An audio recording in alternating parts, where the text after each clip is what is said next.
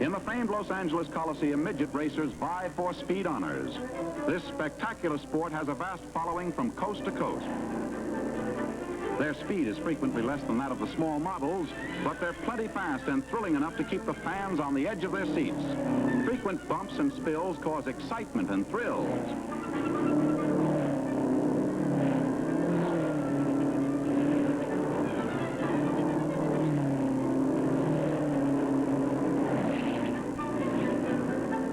Year-round and all around the country, these midget drivers keep on the merry-go-round. At dirt tracks, a driver needs a face mask to protect his nose and throat. It takes trucks and cars to push the midgets to get their motors started.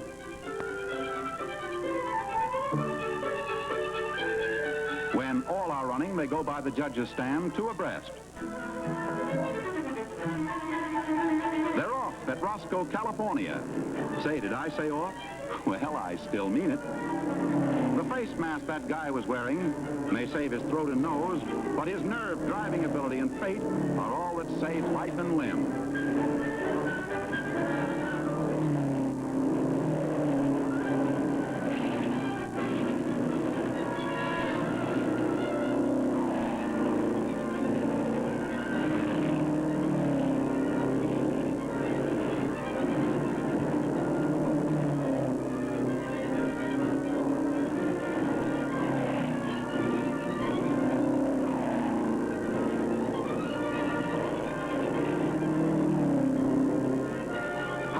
How far are not important. The truth is no one was hurt, which is important, so let's meet the winner. Any bird who has nerve enough to race one of those flying bathtubs around a dusty saucer track like this deserves more than a trophy. And he gets more. Dry Lake, about 100 miles northeast of Los Angeles. Here the Southern California Timing Association and its 37 affiliated clubs 6 times a year hold time trials or races for the greatest bunch of amateur speed drivers in the world. 10,000 persons are attracted to this desert rendezvous. No mission charge, everybody welcome.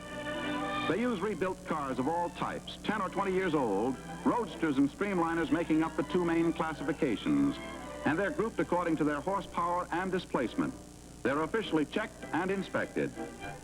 The cars are both owner-driven and pilot-driven. Usually drivers are young mechanics whose hobby is building and racing souped-up speedsters. Those hopped-up cars may look like a familiar old jalopy, but their innards have been streamlined and given a shot of motorized adrenaline. The dry desert lake is as level as a floor and as hard as concrete. The course is 1.5 miles from start to speed trap, and the trap is a 1/4 mile long. Here the speed is electrically clocked.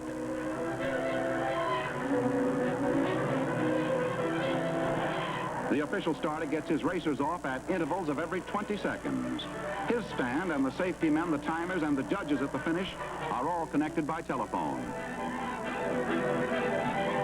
Safety men watch the course for anything irregular and flag down a driver in the event of danger. This is a genuine speed sport. You and Father Time fight it out together.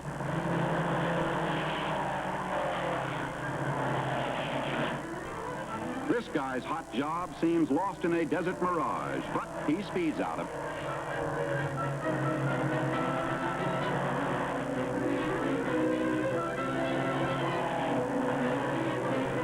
When the car intercepts the electric I-beam at the beginning of the 1/4 mile speed trap, the timing instrument at the finish line is automatically started. Another electric eye at the finish automatically stops the timing instrument. After reading and recording the timing, the operator resets the machine and is ready for the next car through the trap. When the speed is determined, the crew relays the figures to the starting station, where it is announced to the crowd. Prior to the war, 125 miles an hour was considered good speed. Now they've smashed through the electrical timer at a 145-mile-per-hour clip. A souped-up speedster like this can have anything under the hood, from an old 16-cylinder Caddy to one of Henry's V8s using 4 special carburetors. Having no low speed for starting, it has to be hauled into action, and then when underway, the tow line is dropped.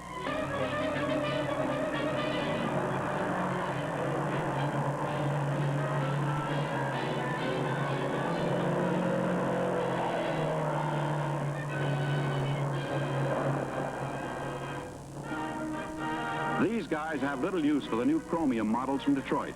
They call them goop wagons. And the kids who try to show off driving in traffic are called squirrels.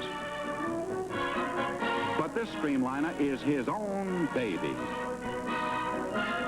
And his own baby congratulates him for just bettering 127 miles per. Well, that just about winds up our story of Hot Rod Speedsters. Or does it? No money, but boy, what fun.